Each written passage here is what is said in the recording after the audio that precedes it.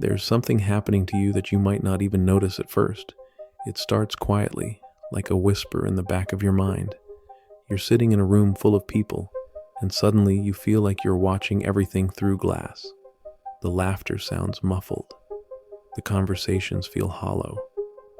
Everyone around you seems to be living in a different world, one that you can no longer access. You smile when you're supposed to smile. You nod when you're supposed to nod. But inside, there's this growing sense that you're drifting away from everyone and everything you once felt connected to. This isn't sadness exactly.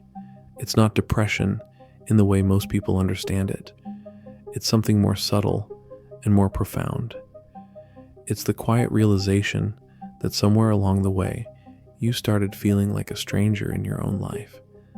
And if this resonates with you, if you've been feeling this invisible distance growing between you and the world around you, then what I'm about to share might change everything you thought you knew about yourself, because what you're experiencing isn't a flaw or a failure. It's not something wrong with you that needs to be fixed. It's actually a signal, a message from the deepest part of who you are, telling you that something fundamental is shifting. And understanding this shift could be the key to finding your way back to yourself, or perhaps more accurately, finding your way to who you're meant to become. The distance you've been feeling isn't random. It's not just stress from work or the natural ebb and flow of relationships. There's a psychology behind it, a deeper mechanism at play that most people never recognize. And once you understand what's really happening, you'll see that this feeling of disconnection might be the most important thing that's ever happened to you. Let me tell you what's really going on. Your brain has been quietly cataloging every interaction, every conversation, every moment where you felt like you had to perform rather than simply exist. It's been tracking the times when you laughed at jokes that weren't funny to you, agreed with opinions that didn't align with your truth, or stayed silent when every fiber of your being wanted to speak up. Over months or maybe even years, these small betrayals of your authentic self have accumulated into something much larger. What you're experiencing now is what psychologists call identity fatigue. It's your psyche's way of protecting itself from further compromise. Your mind is creating distance because it recognizes that the version of yourself you've been presenting to the world doesn't match the person you truly are inside. And rather than continue to live in that misalignment, your subconscious is pulling you back, forcing you to step away from connections that require you to be someone you're not. Think about it for a moment. When did you first start noticing this distance? Was it after years of nodding along in conversations that bored you? Was it after maintaining friendships that felt more like obligations than genuine connections? Was it after smiling through gatherings where you felt like you were performing rather than participating? Your brain has been keeping score, and now it's demanding a reckoning. This process is actually more common than you might think, especially among people who are naturally empathetic and accommodating. These are the individuals who've spent so much energy trying to fit into spaces that were never designed for their authentic selves. They've become masters at reading rooms, adjusting their personalities like thermostats to match whatever temperature the situation requires. But there's a cost to this constant adaptation, and eventually, that cost becomes too high to bear. The distance you're feeling isn't just emotional, it's neurological. When you consistently suppress your authentic responses and genuine reactions, your brain starts to create new pathways that bypass your natural emotional processing. It's like building a highway around your feelings rather than through them. This allows you to function in social situations that don't serve you, but it also disconnects you from the very experiences that make life meaningful. Over time, this creates what researchers call emotional numbing. You might find yourself going through the motions of your relationships without feeling the warmth they once brought. You might sit in conversations and find your mind wandering, not because you're bored, but because you've trained yourself to disengage as a form of self-preservation. You might look at your phone during gatherings, not because you're antisocial, but because the effort required to maintain your social mask has become exhausting. But here's what's fascinating about this process. While it might feel like you're becoming antisocial or losing your ability to connect, you're actually becoming more selective. Your standards for authentic connection are rising. You're no longer willing to settle for surface-level interactions that leave you feeling empty. Your psyche is demanding depth, meaning, and genuine resonance. And in a world that often rewards superficiality, this can feel incredibly isolating. This is why you might find yourself declining invitations you would have accepted before. This is why certain conversations that used to energize you now drain you completely. This is why you might catch yourself feeling irritated by small talk or frustrated by people who seem content with shallow exchanges. Your internal compass is recalibrating, pointing you toward connections that honor who you really are rather than who you think you should be. The challenge is that this recalibration period can feel lonely and confusing. You might question whether you're becoming too picky or too difficult to please.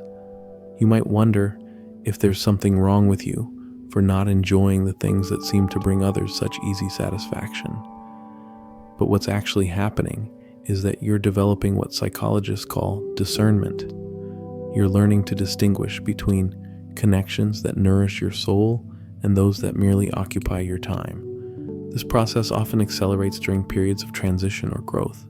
Maybe you've recently gone through a significant life change. Maybe you've been doing inner work, therapy, or deep reflection.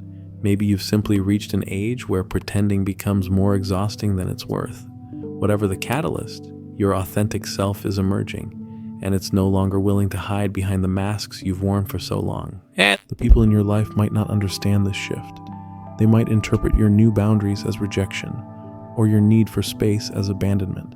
They might ask what's wrong, or try to pull you back into old patterns of interaction that no longer serve you. This can create additional layers of guilt and confusion, making you question whether you're being selfish or unreasonable for honoring your evolving needs.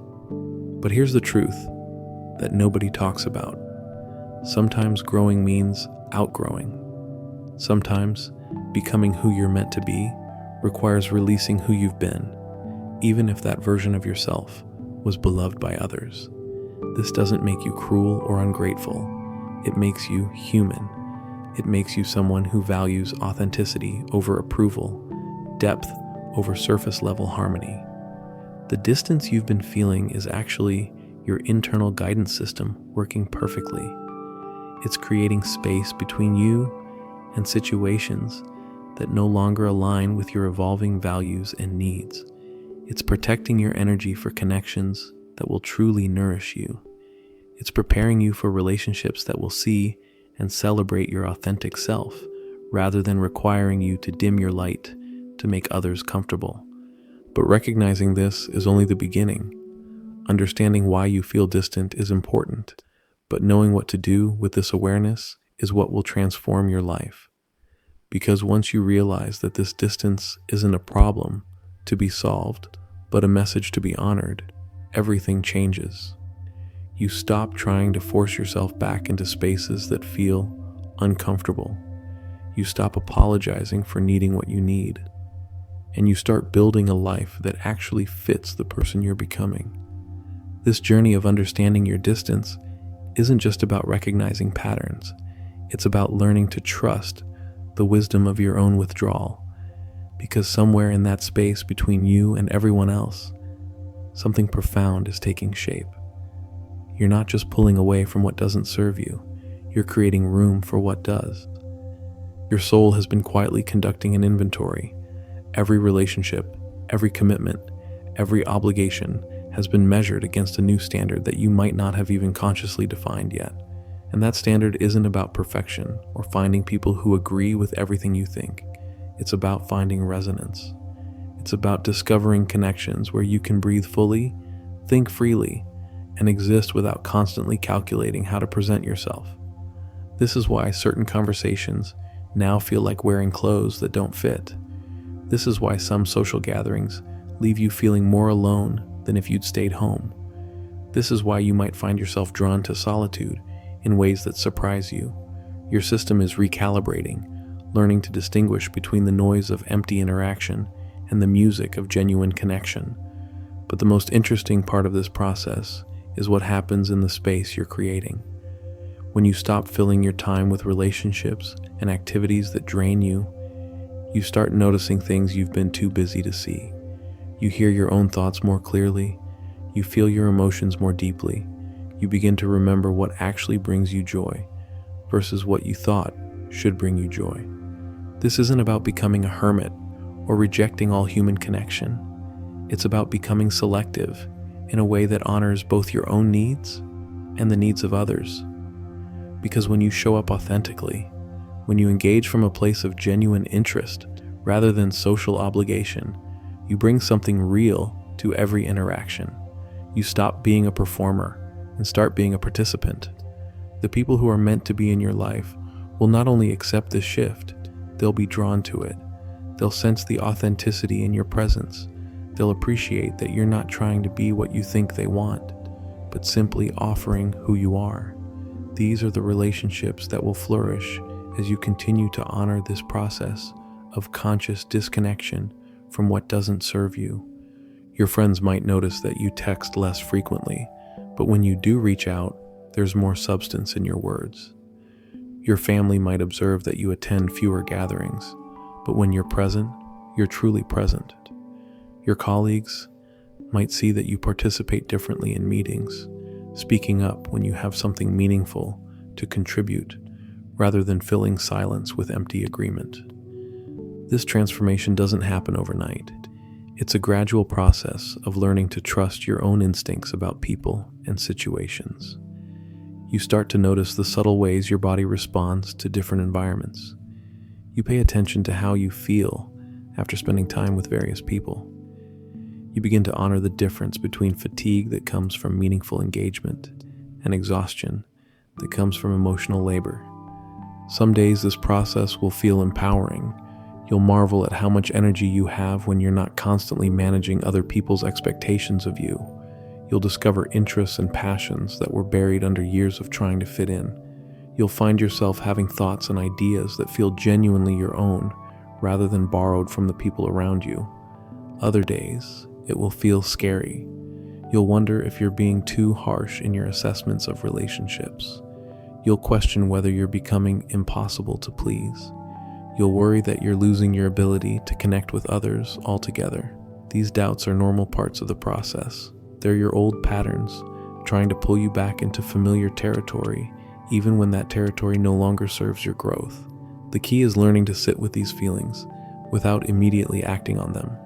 When doubt creeps in, when you feel tempted to return to old ways of being, just to avoid the discomfort of change, pause.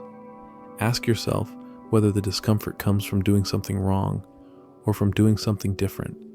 Often, the very unfamiliarity of honoring your authentic needs can feel like a mistake when it's actually progress. Your relationship with yourself is also shifting during this time. You're learning to be your own companion in ways you never had to before. You're discovering what you actually think about things when you're not immediately seeking validation or approval from others. You're finding out what kinds of activities genuinely restore you versus what you do out of habit or expectation. This self-discovery process can be both exhilarating and unsettling. You might realize that you've been living according to values that were never truly yours. You might discover that dreams you thought were your own were actually borrowed from family, friends, or society. You might find that your authentic preferences differ significantly from the image you've been projecting to the world. None of this means you were living a lie before. It means you were doing your best with the awareness you had at the time.